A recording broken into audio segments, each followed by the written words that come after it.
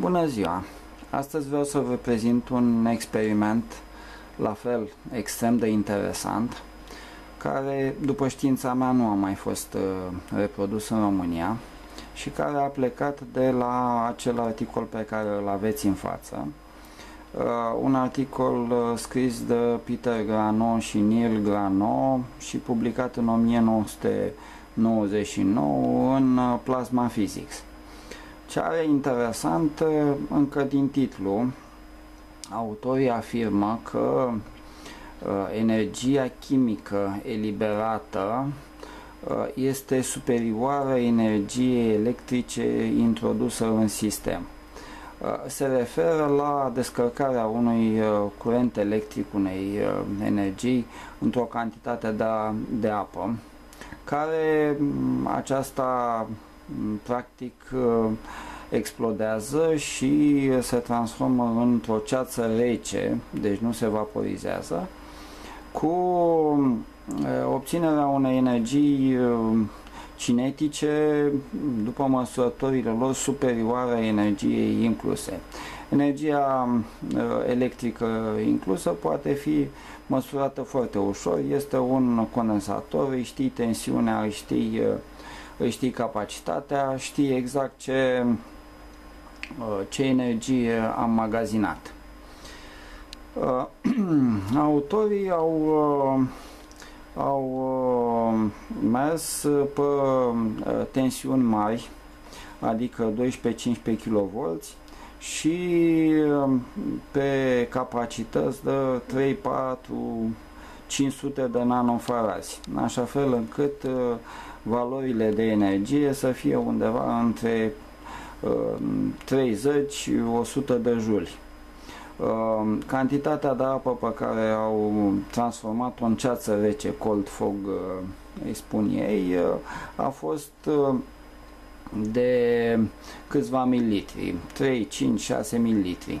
Din calculele lor, cantitatea de energie necesară ca să vaporizeze, să transforme această apă în vapor trebuia să fie mult mai mare. Deci este un alt fenomen care se întâmplă. Ok, acum ce am făcut eu? Din cauza că la 15 kV să ai condensatori de capacități destul de mari, 300-400 de nanofarazi, este foarte greu și scump de găsit. Am încercat să apelez la cunoștințele mele de fotografie, în speță blitzul. Așa, blitzul este la fel o descărcare a unui condensator într-un tub cu argon care face, sau xenon mai bine zis, care face fotografia. Numai că aici se folosesc tensiuni ceva mai mici, 3, 4, 500 de volți, cam asta e. Ce am folosit eu? Am folosit schemă extrem de simplă, evident luată tot dintr-un blitz, așa, care ajunge la vreo 300 de volți, 310 volți, cu un condensator de 800 de microfaraze. Asta ar însemna cam 36 de juli. Bun, schema electrică ar fi aceea, din tensiunea de 220 de volți, există un filtru de rețea contra paraziților, apoi există o siguranță de 10 amperi ca să izoleze experimentul de altceva, apoi o rezistență de limitare a curentului de încărcare de 47 de ohmi, o diodă de 10 amperi și 800 de volți, un condensator care e principal și care e un condensator fotoflash de 800 de microfarazi și 350 de volți, voltmetru aferent care să măsoare existența tensiunii pe el, și apoi inițial am încercat cu un releu clasic, dar releele clasice, datorită curentului mare, se sudează practic și am reușit să găsesc o soluție cu un solenoid de demaror auto care este conceput să meargă pe curenți destul de mari. Singura problemă e că trebuie comandat dintr-o baterie auto, pentru că el ia un curent destul de mare și apoi acolo este un spațiu delimitat, spațiu reglabil dintr-un două șuruburi între care se pune o picătură de apă, în cazul meu apă cu sare. Peter Grano și Neil Grano inițial au folosit tot apă cu sare, pe urmă au trecut la apă distilată. Am încercat și eu și am reușit de câteva ori și apa distilată. Acum fizic, acesta este montajul, acesta este filtrul, apoi siguranța, voltmetru care arată o tensiune de 9 volți care mai este pe condensator, rezistența de limitare, condensatorul, apoi dioda acolo, așa, și solenoidul de auto care este alimentat de la această baterie. Așa. Bun. Aici este spațiul de descărcare.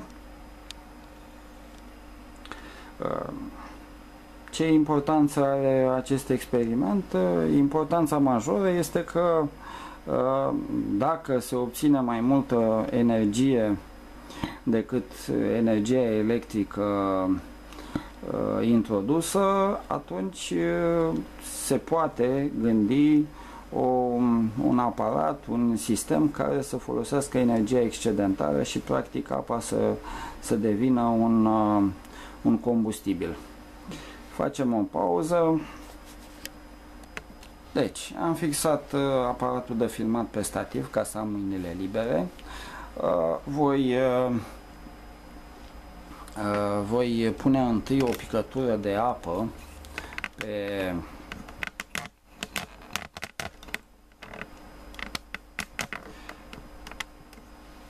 o picătură de apă cu sare.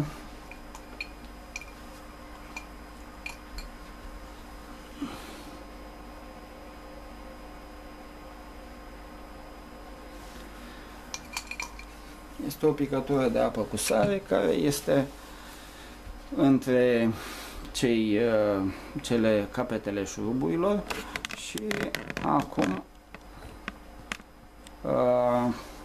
avem voltmetru care va arăta cum se încarcă.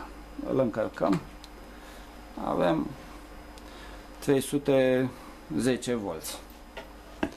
Bun. Acum ne mutăm înapoi la spațiul de descărcare. Așa, facem și un zoom și ne ținem de urechi. 3, 2, 1, foc!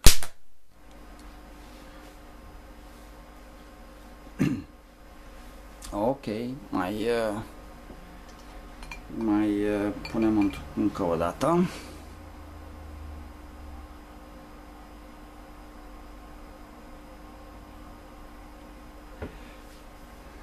Voltmetrul e suficient de mare încât să-mi cam tremure mâna când pun. Deci, acum scot din priză, în așa fel încât nu mai alimentez, începe să scadă un pic și acum 3, 2, 1, foc. Așa, se constată că nu se folosește întreaga energie, mai rămân 65 de volți. Îl încărcăm încă o dată. 305, 310, ne mutăm iar la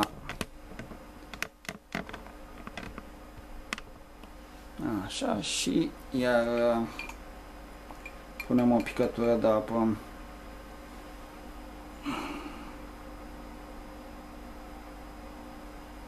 Așa, e suficientă și scoatem din nou din priză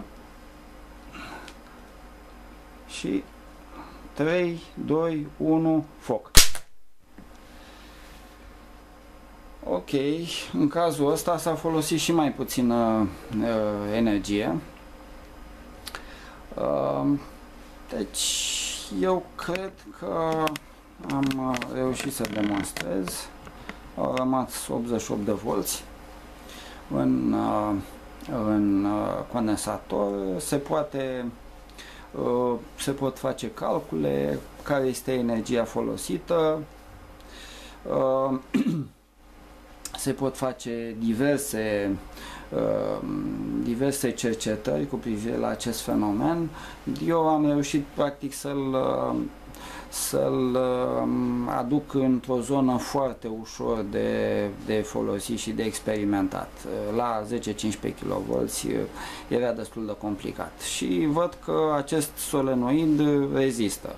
Asta este varianta cea mai ușoară, dar cu siguranță există variante mult mai elegante. Posibilități, se folosește deja această energie, se folosește în distrugerea calculilor pietrelor la rinic, la vezica biliară. Asta este o folosință medicală. În generarea de pulsuri acustice pentru cartografiere sonar și chiar în prelucrarea metalelor. Și să sperăm că vom găsi și alte folosințe. Deci cam asta ar fi. Pentru cei care vor să colaboreze, poate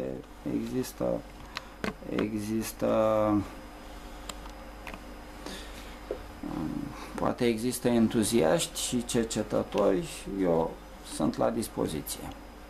Numai bine!